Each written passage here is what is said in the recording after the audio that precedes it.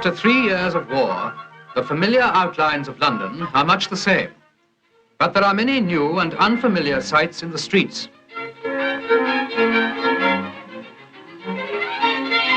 Affairs of state in Whitehall have a new urgency. For here is the organizing center of the British Commonwealth and the free world at war.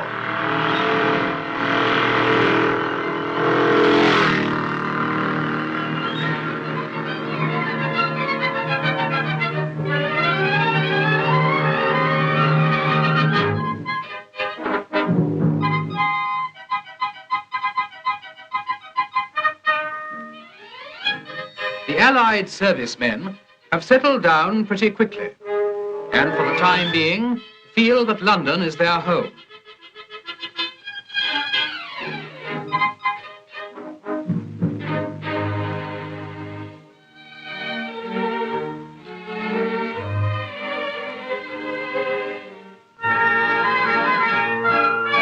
Under Nelson's column in Trafalgar Square, one sees the uniforms of 20 different nations.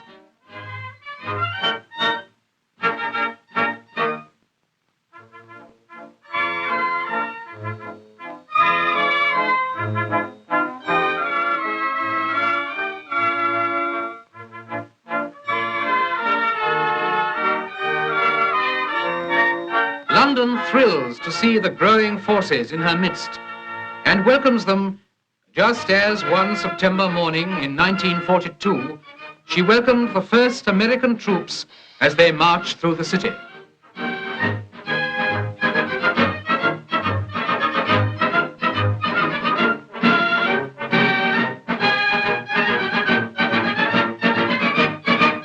The cinemas of Leicester Square are open, but precautions for the safety of London are maintained.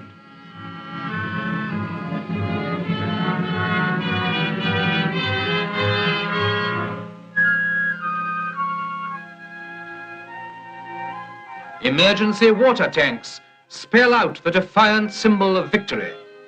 And though scarred, London still presents a smiling face.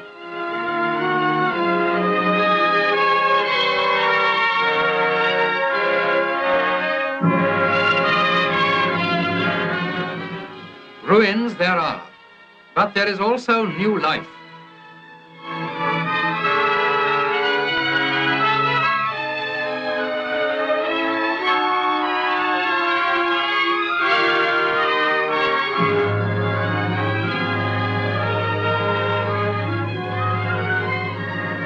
Out of the danger has arisen a great citizen army, a home guard. Clerks, factory hands, bank managers are trained in the very streets they may one day have to defend. Weapons are made from the railings London has sacrificed. Children like the idea. A park without railings reminds them of the open country.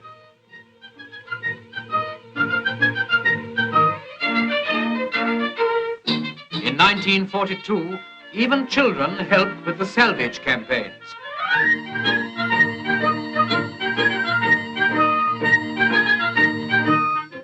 Today, every man, woman, and child has a job to do. Youths under military age give up their weekends to train in the park for future service with the RAF.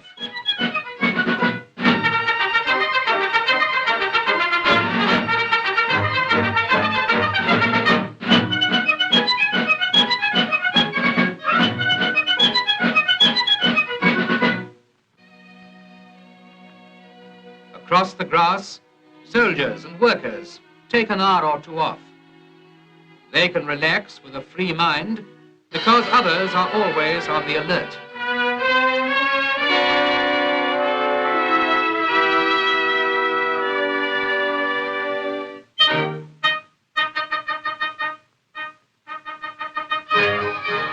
No petrol to waste means holidays at home. And this summer, all the fun of the fair was brought right into the heart of London.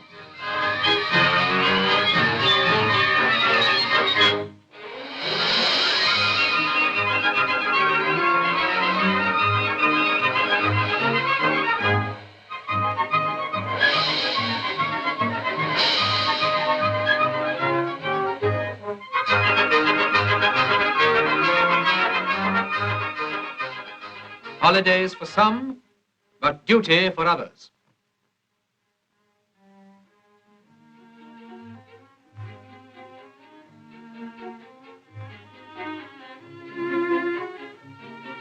Everyone is growing food wherever they can. Acres of allotments have been cut into London's parks and gardens.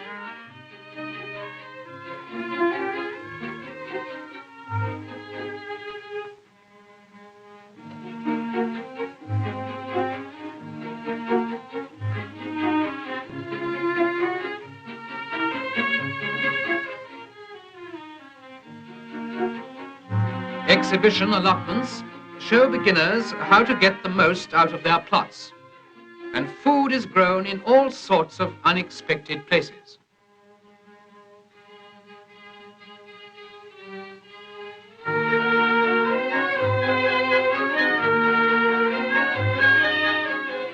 On a roof garden, high above the city's streets, vegetables grow amongst the flowers.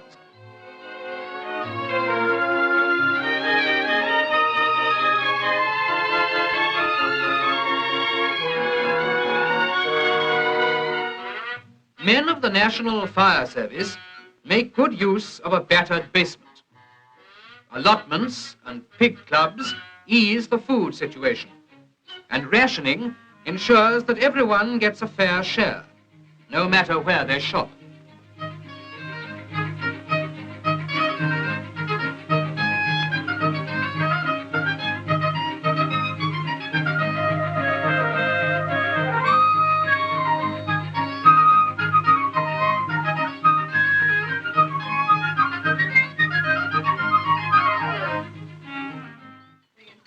Communal feeding is a wartime economy. British restaurants and canteens have been established all over London. This was once a college. Now 2,000 lunches are served here daily.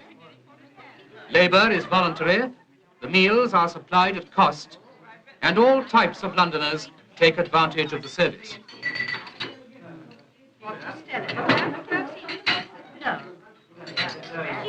Mealtime in wartime is also recreation time. Inside the National Gallery, world-famous musicians give luncheon concerts of classical music, whilst on the steps and lawn outside, office workers eat their midday meal. And in factory canteens, a laugh and a song at mealtime renews the workers' energies for more long hours at the machines. Does your stomach say, do you let it need? No need to be a clinging vine. You too can have a body like mine.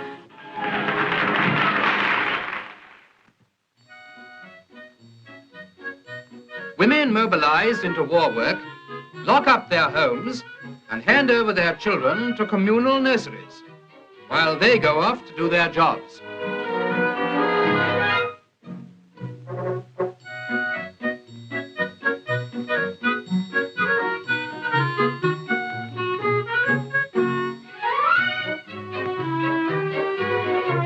While the mothers work, the children play and grow strong.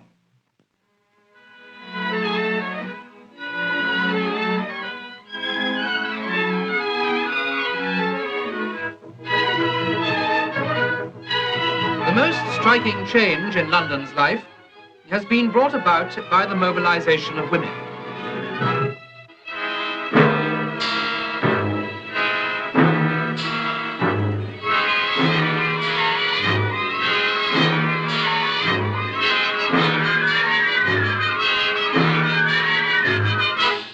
In Downing Street, the efforts of the people are coordinated into terms of world strategy at the house of the Prime Minister. Here the statesmen and service chiefs of the United Nations meet in the cabinet room to set their seal on the covenants which pledge them to the common cause. London in 1942 is the hub of the Allied war effort, and Buckingham Palace is the background for a display of Britain's growing strength.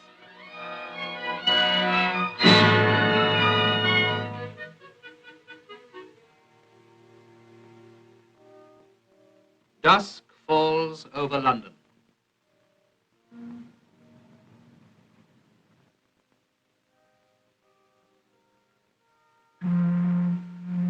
With darkness comes the blackout.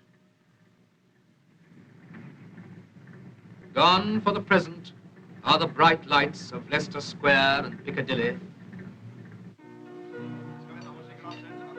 But behind the blackout is warmth and companionship.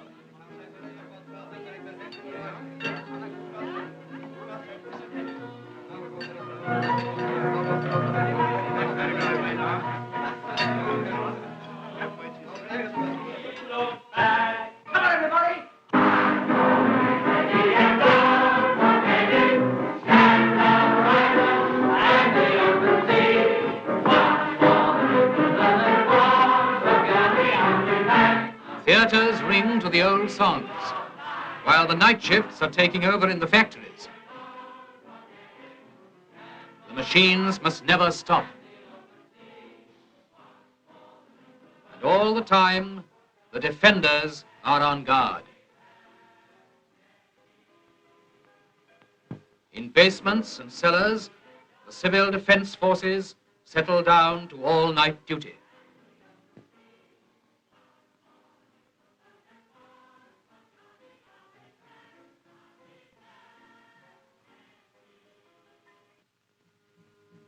If the raiders come again, London will be ready.